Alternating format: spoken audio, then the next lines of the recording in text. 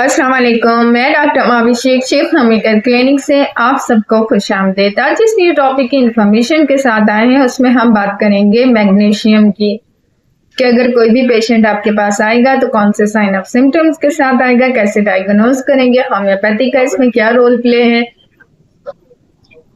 और इसके कौन से साइन ऑफ सिम्टम्स होते हैं जिससे हम आसानी डायग्नोज कर सकते हैं कि हाँ इस पेशेंट को इस चीज की डिफिशियंसी हो सकती है। शिव भूमि के चैनल को सब्सक्राइब नहीं करा तो सब्सक्राइब कीजिए, लाइक कीजिए, इन्फॉर्मेशन को शेयर कीजिए। स्टार्ट करते हैं अपनी वीडियो का कि अगर कोई भी पेशेंट आपके पास आ रहा है, सबसे पहले तो हमने पेशेंट की एक मौलिक एज अ मौलिक हमने ये चीज नोट करनी है कि उसकी एज कितनी है, वो किसी एक्यूट कंडीशन में है या क्रॉनिक केस में मुलविस तो नहीं है, क्योंकि एज का इसमें बहुत ज्यादा रोल प्ले होता है।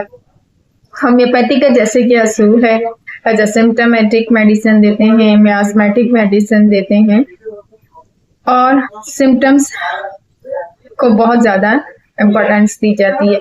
इसी तरीके से बात हम मैग्नीशियम की कर रहे हैं कि अगर ये कमी हो जाएगी, इसकी डेफिशिएंसी हो जाएगी, तो पेशेंट जो आगे आपके पास कंप्लेन कर सकता है, वो आपके पास जो कंप्लेन करेगा, जैसे कि हार्ट बीट का कम हो जाना, हार्ट बीट का ज्यादा हो जाना, स्लो हो जाना, उसके रिदम पे इफेक्ट आता है।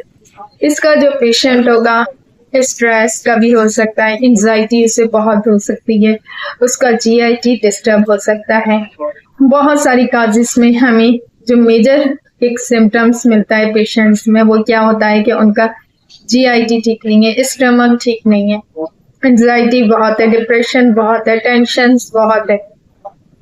इसी तरीके से हमारी नर्व पे इफेक्ट होता है कि हमारी फिर नर्व पे जब इफेक्ट होता है तो हम मेंटली डिस्टर्ब हो जाते हैं, इंसोम्निया का शिकार होते हैं, क्योंकि ऑलरेडी जब हमें स्ट्रेस है, एंजाइटी है, तो हमारी नींद भी डिस्टर्ब होती है। थर्ड बात इसमें ये आती है कि हम अपनी डाइट का ख्याल कैसे रखें, हम अपनी डाइट को क्या प्रॉपरली यूज कर रहे हैं या नहीं कर रहे हैं।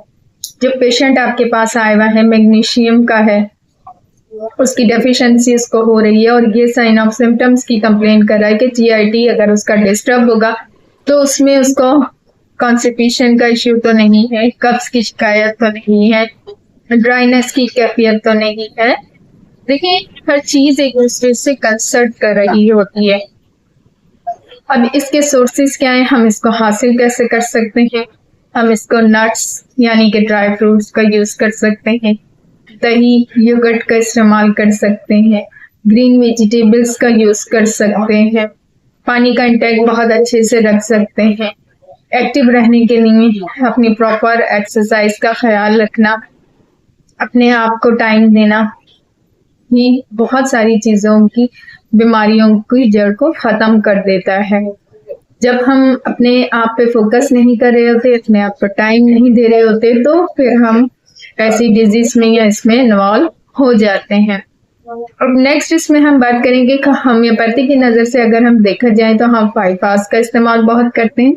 अच्छा, इसमें पेशेंट को इस तरीके से होता है कि इसको क्रमिंग पेन्स भी होते हैं, क्रम्स पड़ते हैं, कड़क पड़ जाना, नसों का खिंच जाना, इस तरीके की भी कैफियत होती है। वीकनेस का भी शिकार होगा। जब आपका पूरा इम्यून सिस्टम डिस्टर्ब होता है तो हर ऑर्गन पे जाके इफेक्ट हो रहा होता है। अब इसमें ये है कि हम बात कर रहे थे मैग्नीशिया फॉस यूज करवा सकते हैं, मैग्नीशियम म्योर का इस्तेमाल कर सकते हैं, सिलेशिया का इस्तेमाल कर सकते हैं।